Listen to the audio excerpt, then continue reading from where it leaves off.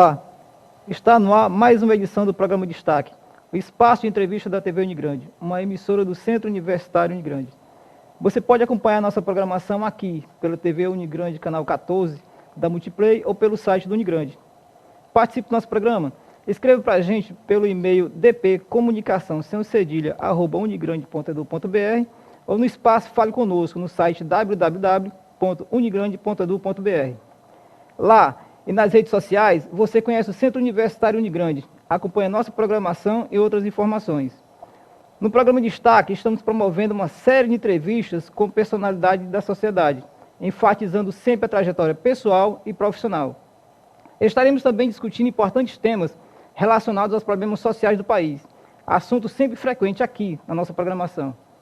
No programa de hoje, estaremos discutindo sobre um tema difícil e delicado, porém importante e necessário, que é sobre o suicídio. Um artigo de Isabel Bouzas e Felipe Januzzi, publicado na revista oficial do Núcleo de Estudo de Saúde do Adolescente da Universidade do Estado do Rio de Janeiro, relata que a morte autoprovocada de jovens tem crescido em todo o mundo, segundo dados da Organização Mundial da Saúde. No entanto, ainda é pouco discutido, é vista como um tabu. No Brasil, a taxa de crescimento de casos de suicídio na faixa etária de 10 a 14 anos aumentou 40% em 10 anos e 33% entre adolescentes de 15 a 19 anos. Em média, 2 adolescentes tiram a própria vida por dia, segundo pesquisas. Com certeza, esses números são alarmantes. É vital que os profissionais de saúde, pais, educadores, fiquem atentos aos sinais dados pelos adolescentes. E para discutir sobre esse assunto, a nossa convidada de hoje é Sara Guerra Carvalho de Almeida. Doutora em psicologia, tem experiência na área de psicologia, com ênfase em psicologia do desenvolvimento humano, atuando principalmente nos seguintes temas. Família, crianças, adolescentes, rede de proteção, situação de rua, institucionalização infantil-juvenil, psicologia jurídica e psicologia positiva, não é isso, professora? Isso, exatamente. E é professora também do Centro Universitário Unigrande. Professora, seja muito bem-vinda. A gente agradece por você ter aceito o convite, tá? Para discutir sobre algo tão importante na sociedade, né? Ao mesmo tempo tão delicado, como eu citei anteriormente. Então, primeiro eu queria agradecer, né, o convite e falar de um tema que é muito preciso e necessário, principalmente por setembro, ser um mês que a gente enfatiza bastante a campanha, né? É claro que todo mês a gente trabalha a questão de cuidar da sua saúde mental, da prevenção mesmo ao suicídio, mas setembro é o mês que a gente chama Setembro Amarelo, né? Que é uma campanha que começou nos Estados Unidos devido à morte de um jovem, né, que ele cometeu suicídio e ele tinha um Fusca amarelo, né? Então a família começou essa campanha do amarelo devido a ele, a esse jovem, após a morte dele, né? Porque dizem que não tem sinal, mas a família ela fica também nessa alerta, né? Em lutar por a vida dessa pessoa e muitas vezes acaba não tendo sucesso, né? E acontece o suicídio. Mas, professora, o suicídio, ele é uma doença? Doença, a gente atrela muito ao fator biológico, né? E aí, quando a gente entende o fenômeno do suicídio, ele não é somente um fator biológico, né? Ele é um fator biológico, além disso, ele é um fator psicológico e ele é um fator social. Né? Então, ele é um fator muito mais complexo e sistêmico para a gente observar. Então, até então, a gente não tem como tratar o suicídio somente com medicamento. A gente não pode olhar o suicídio somente com o atendimento e mudanças de aspecto social. Eu acho que quando a gente vê o fenômeno do suicídio, ele é um fator muito mais complexo e tem que atrelar vários fatores, bio, psico e social. E aí, no caso, ele seria, sim, um aspecto de, não só uma doença biológica, mas ele é uma doença considerada um transtorno, né, atrelada a vários tipos de transtorno aí. Então, ele acaba voltando-se mais pelo aspecto além do biológico. A depressão, qual a ligação com a depressão? A depressão ela seria uma doença que pode desencadear a questão do suicídio. Existem vários transtornos que eles podem desencadear o suicídio. Então, não é uma questão de causalidade, mas existem números que atrelam, assim, equiparam a questão da depressão ao suicídio. Por isso que quando a gente pensa, o suicídio é somente atrelado à questão da depressão, não. A depressão ela seria um dos sintomas atrelados à questão do suicídio. Entende? Mas a gente fala muito, né? É algo muitas vezes que difícil de compreender. Né? Você fica às vezes admirado como que a pessoa consegue ter coragem, pode dizer assim, para tirar a própria vida. Né? Sim. Mas assim, tem alguma coisa que você possa dizer que leva a pessoa a fazer isso? Tem algum sintoma, alguma coisa? Porque eu conheço gente que, por exemplo, que estava alegre, feliz, no dia seguinte cometeu esse ato, né? Na verdade, eu acho que as pessoas elas deixam de olhar muito a saúde mental delas, né? Eu acho que no decorrer do nosso dia a dia, a gente esquece de parar um pouco e pensar na nossa vida mesmo, né? Tem trabalho, tem as cobranças sociais. Tu falaste um pouco da estatística, né? Uhum. Se a gente for pensar na faixa etária que ocorrem mais suicídios, é na fase da juventude, que é uma fase de muita cobrança, de inserção no mercado de trabalho, que tem fatores sociais que nos cobram e que nos levam à frustração.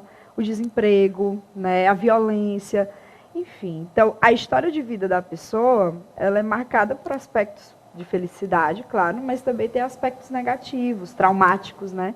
Que se a gente não trabalhar bem isso na nossa história de vida, eu acredito que pode levar, assim, ao adoecimento. E um deles seria o suicídio. Então, quando a gente fala se tem um motivo, não. O suicídio ele tem múltiplas causalidades que levam a pessoa a cometer. E aí eu costumo falar muito que a dor psicológica é tão grande, que acaba levando essa pessoa a cometer, né? Então, é uma dor muito grande que é melhor tirar a própria vida do que continuar com essa dor. A cabeça muito cheia, as relações não completam mais, a vida ela não consegue mais dar um passo à frente porque o psicológico ele já está extremamente abalado. Então, é uma questão muito séria o suicídio, que não pode ser considerado, nossa, não, deixa para depois, não, vamos levar na igreja, não, gente. Quando a gente está com um câncer, né, descobre um câncer, a primeira coisa que a gente faz é ir ao médico, né, e tratar, e fazer radioterapia, quimioterapia, enfim, tomar os medicamentos. Quando a gente fala em tentativa de suicídio, a pessoa dá o primeiro alerta, não levem isso na brincadeira, né, não achem que isso é besteira, que é desnecessário, não. Lá vão para o psicólogo, procurem um psiquiatra, vão atrás de um tratamento, porque sim, tem como ser evitado, mas as pessoas elas têm que levar mais a sério esse fenômeno. Então, pelo que você acaba de falar, a pessoa não está tentando tirar a vida para tirar, está querendo resolver um problema. E não sabe como resolver, e a solução que ela encontra é o suicídio, no caso. É bem como a trela, muitas vezes eu tento encontrar a solução dos meus problemas. Se livrar, não quer se livrar da vida, mas da dor. Sim. Seria isso? Isso, exatamente. Bem como eu jogo a minha ansiedade toda na bebida, bem como eu jogo toda a minha angústia na droga, bem como eu jogo em outras coisas adoecedoras, eu tenho que entender que o suicídio também é uma dor muito grande. A gente tem que começar a valorizar que a nossa vida ela tem coisas que são dolorosas e que a gente às vezes não sabe lidar e que a gente precisa de ajuda de alguém, né, de algum profissional, para que ele possa orientá-lo, né, possa colocar... começar a orientar. Então, é algo muito sério. Então, a dor é muito grande. Então, quando a gente atende, por exemplo, pessoas que tiveram ideação, né, suicida, para quem não sabe, ideação são pessoas que pensam, né, em cometer o suicídio ou que já tentaram, né, mas não obtiveram, né, o êxito. Né? Então, quando a gente atende, eles falam de uma angústia muito grande, de uma dor muito grande, de uma coisa que sufoca muito, que acaba levando a vários tipos de psicossomatizações, que a gente chama. E, além dessas, a tentativa, né, de suicídio. Muita gente fala que as pessoas são... a pessoa que está propensa a cometer o suicídio, ela vive triste pelas cantas da parede. Mas tem um caso agora recente, que é daquela blogueira que infelizmente, aconteceu um caso antes do casamento, o namorado, né, não aceitou o casamento, não aceitou ir para a igreja, e ela foi sozinha. Sim. Né? Eu não recordo o nome dela agora. Ela foi sozinha, se divertiu, foi para a festa, jogou o buquê e tudo mais, né? E todo mundo achava que ela tinha, na realidade, tinha superado o problema que a gente pode dizer, normalmente, levar Término, fora, né? o término do casamento, né? Do noivado. Sim. Né? E no dia seguinte a menina comete suicídio, né? Qual a explicação que a gente pode encontrar? É um tabu muito grande, porque a gente pensa que a pessoa ela está na depressão, ela comete o suicídio, né? Ela está triste, ela está abatida, ela vai dizer, eu vou ali. Não tem essa coisa muito platônica, muito encenada do suicídio, que não é, né? Às vezes as pessoas, elas dão simples alertas para a gente, e que a gente às vezes acha que socialmente a gente considera que está tudo bem. Então, é muito comum a gente achar que o suicídio tem as figuras, né? As imagens do suicídio atreladas muito a outros fatores. Mas, por exemplo, se eu considerar que um jovem bebe muito e pega um carro e dirige a 200 quilômetros na pista ali do aeroporto, a gente vai considerar suicídio ou não? Né? O que ele está querendo com esse ato, com esse comportamento? Isso não é considerado em estatísticas de suicídio, sim, de acidente de trânsito. Você entende que existem comportamentos que a gente chamamos comportamento de risco, que levam a gente a atrelar a questão do suicídio, né? Então eu fumo, já sei que eu vou ali, ou me drogo. Você entende que tem comportamentos que são comportamentos de risco que a gente não pode entender como normal, como, nossa, isso é besteira, é frescura. Não mesmo. Então a gente tem que tirar esse comportamento social. E a tristeza, ela é um dos fatores, mas nem todo mundo que tem a ideação suicida, ela apresenta tristeza, aquela melancolia toda, sabe? Tem esses casos, obviamente, mas também tem outros fatores e comportamentos associados a isso. Assim como também a pessoa, por ter alguma tristeza ou ter uma prolongada, não quer dizer também que ela tenha a tendência a ser uma suicida, né? Sim, com certeza. Não é um efeito de causalidade, né? A gente não trabalha dessa forma. Mas é claro que se uma pessoa diz assim, minha vida não tem sentido, eu não... Palavras assim, eu estou sentindo uma angústia muito grande. Bora para a festa que passa, né? As pessoas, elas tendem a fazer essas medicações sociais para ver se as coisas melhoram, ou sempre deixa para depois o bem-estar psicológico, né? Então, trabalha o dia todo, chega em casa, só tem problema, só tem discussão, tem uma vida muito corrida e vai para a academia, toma medicamento, começa a somatizar e não cuida da saúde mental. Não busca um psicólogo, sabe que precisa buscar e não busca, sabe? Sempre deixa para depois. Eu acho que a nossa sociedade, ela tende muito a deixar para depois certos tipos de comportamento, um cuidado com a sua saúde mental. Acho que é muito desvalorizado. Tem de se achar que só quem vai para psicólogo é doido, só quem vai para psicólogo é quem está adoecido, está surtando. E o trabalho de prevenção, sabe? E a busca pela sua saúde mental. Então, não só como psicólogo, mas como Sara, eu já costumo dizer assim, que a psicoterapia, ela faz um trabalho preventivo de abrir horizontes, de gerar possibilidades, da gente ressignificar algumas coisas que magoaram a gente, que a gente acha desnecessária, de eventos que não aconteceram agora, sabe? Mas que aconteceram depois e que por causa de coisinhas que aconteceram agora, volta a cena de novo, sabe? Então, eu acho que a gente tem que começar a valorizar mais a nossa saúde mental para que assim a gente possa viver melhor, sem muita violência, sem vulnerabilidade, sem certos sintomas sociais que acontecem. Nós vivemos numa sociedade mais que valoriza a aparência, né? Sim. O físico, a aparência física, do que a questão psicológica, né? Não, inclusive, as redes sociais, ela aproxima esse mal-estar. Eu abro as redes sociais, está todo mundo muito bem, mas eu estou angustiada, sabe? Eu me sinto angustiada. Então, essa angústia, ela só aumenta porque está todo mundo bem e eu não. Eu não tenho o melhor carro, eu não como no melhor restaurante, eu não estou magra, eu não estou gorda, eu não estou com cabelo bonito. Então, essas comparações, eu não tenho emprego, sabe? Então, se a gente for pegar a faixa etária de 15 a 29 anos, é uma entrada no mercado de trabalho, que a gente sabe que é muito macro esse problema, né? O desemprego não é um problema pessoal, motivacional, ele é um problema macro. Então, o desemprego, eu estou desempregada, eu tenho filho para cuidar, eu tenho, meus planos que eu fiz uma faculdade, paguei uma faculdade, e quando eu me deparo com essa realidade de ter que dar conta disso socialmente, é muito angustiante. Então, a gente acaba deixando a saúde mental para depois, e fica para depois. E aí vem os adoecimentos, não somente o suicídio, a depressão, a ansiedade, transtorno de pânico e outros tipos de transtornos que aparecem por aí. Né? É que muita gente também pensa, confunde saúde apenas com a questão física. Ah, meu braço não está doendo, não levei uma pancada, não quebrei uma perna, não. Mas esquece que saúde também tem muito a ver com a questão psicológica, né? E o pessoal nem da física cuida. Porque se a gente for atrelar ao fator mental, o físico vai para o psiquiatra. Quem que cai para o psiquiatra para prevenir?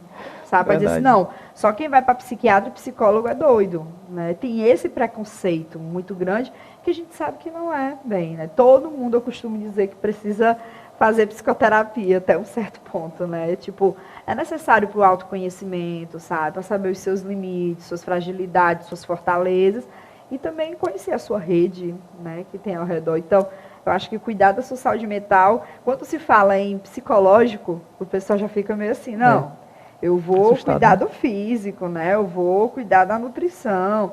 E olha lá, né? Eu vou cuidar, mas o psicológico parece que o pessoal já tem certo receio por causa de um tabu social, uma visão bem sanitarista, sabe? De uma era psiquiátrica muito adoecedora, de exclusão, de instituição, enfim, né? Então está muito equiparado, isso é uma questão histórica mesmo. Mas nós aqui no Brasil temos um índice muito elevado. Mas, segundo a pesquisa publicada no BBC News, em 10 de junho de 2018, né, um estudo realizado pelo Centro de Controle e Prevenção de Doenças, o CDC, um órgão do governo americano, segundo eles, a taxa de suicídio aumentou em 30% em mais da metade dos Estados Unidos nos últimos 17 anos. O aumento médio em todo o país é cerca de 25%. Nossa, gritante. Isso significa que, em média, 16 a cada 100 mil americanos decidem acabar com suas próprias vidas, né, todos os anos. Mas a mesma pesquisa fala que citam a questão que você falou agora há pouco, a questão econômica, né? Ou seja, a questão do desemprego, porque também o índice de desemprego nos Estados Unidos também aumentou.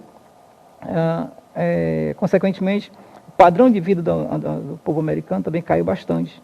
Né? E isso tem para quem vive um padrão de vida, né? Tinha um certo padrão de vida, de repente cai, aí acumula dívidas, tem aquele desespero, cobrança. E ao contrário daqui, lá, geralmente tem os bens ficam como garantia, né? A pessoa pede casa, pede carro, né? E chega. Mas onde eu quero chegar? Muito se fala da depressão, que tem a ver com isso. E você citou que tem outros fatores, né?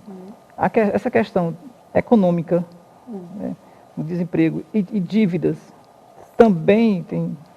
Demais, tem coisa pior que você dormir com as contas não pagas, né? Verdade. E não só isso, desemprego, você terminar a faculdade. Olha, eu costumo dizer assim, que o jovem ele já começa a entrar, ele começa a sua fase já sendo cobrado que tem que escolher uma profissão. Sim. Porque essa profissão vai ser a sua vida, e se você não passar num Enem, você vai ser a vida toda um Zé Ninguém. Já começa assim, você já não é um ninguém, né? Tem muito dito aí, né? E aí já vai o mercado de trabalho lhe cobrando que você tem que trabalhar, que tem que trabalhar, que tem que ter dinheiro, porque se você é desempregado, você é incompetente. E aí a gente vê isso no Brasil também, né? A gente pensa que essa onda de desemprego e que tem aumentado, né? Que pela probabilidade vai aumentar, né? Demais a gente vê andando na rua a questão dos trabalhos autônomos, não é porque o pessoal tá feliz de fazer isso, é porque tem que fazer, porque senão vai passar fome, tá? Então, tá muito atrelada essa questão também. As pessoas, elas sentem essa angústia. E o financeiro, ele colabora muito. É o que eu costumo dizer. Tem um fenômeno social aí, que você está trazendo. Tem o biológico, né, que é muito forte, que a gente tem que começar a pensar nele também. Tem o psicológico e tem o social. O desemprego, as redes, a mídia, sabe? Essa angústia de você estar ou não sendo o melhor, de você ser o melhor, a concorrência... Enfim, as formas de trabalho que você se submete, sabe, adoecidas. A gente está numa TV universitária, né? Então, o quanto que há profissionais que se submetem a certas formas de trabalho por medo de ficar desempregado, entende? Nossa, eu não fazer o que eu gosto, porque o trabalho já é algo cansativo, né? Mas é algo que exige mentalmente da pessoa, e você ainda não fazer o que gosta, já é algo pesado, né? Então, vem todo esse sofrimento, vem a cobrança de sustentar uma família. Enfim, tem vários fatores aí sociais e o financeiro com certeza influencia, um dos fatores, né? Claro que tem uns que vão gritar mais do que os outros, mas esse também sim pode ser um dos fatores. Aliás, essa questão de cobrança, ela já começa na infância, né? Quando você é cobrado por ter que, obrigatoriamente, ter que todo ir para a aula, fazer aquilo que muitas vezes, não que a criança goste, mas que os pais querem, né? E aí na adolescência, na juventude, na adolescência, na juventude, os pais querem que os filhos sejam aquilo que eles não conseguiram ser, né? Querem ser o espelho, né? Querem transformar Essa ideia de perfeição causa muita angústia, né? E desliza, faz um deslize. Eu sou perfeita em tudo, mas nesse aspecto aqui eu fui ruim. Nossa, pronto, você agora vai ser julgado. E uma coisa que é interessante, aumentou muito o índice de suicídio também em crianças, certo? Então, crianças que chegam para a gente na tentativa de suicídio, gente, é desesperador, né? Para essas famílias também. Então, por que aumentaram? Né? Em que aspecto que aumenta? E aí a gente vai pensar muito na violência contra a criança e adolescente, tanto de negligência, atrelado, porque quando a gente fala de violência, a gente não fala somente a física, né? Mas tem também a negligência familiar, tem a violência sexual, porque a gente sabe que existe abuso sexual intrafamiliar, extrafamiliar, e também tem a violência física. Então, eu tenho atendido bastante crianças que chegam na clínica falando bastante disso, dessas tentativas de suicídio atreladas muito à violência, muito. Estou passando por abuso sexual, sabe? Estou passando por negligência, por abandono, enfim, pela própria violência física, sabe? Muito marcado. Então, a criança também, a gente pensa, não, criança não pensa nisso. É bom a gente também tomar cuidado, porque bem como a gente não cuida da nossa saúde mental como adulto, a gente também tem que começar a olhar para a criança que ela fala, ela expressa essa tentativa também. É que muitas vezes o adulto acha que a criança não sabe, não pensa, né? Só copia. Quando na realidade tem inclusive um projeto Mais Infância, que ele fala que é justamente nessa fase de 0 a 5 anos, onde ele mais aprende, né? Sim. Onde ele mais observa e onde ele mais consegue absorver conhecimento. Esse negócio de dizer que tem uma fase que a gente não absorve nada, não existe. Desde a gestação a gente absorve, né?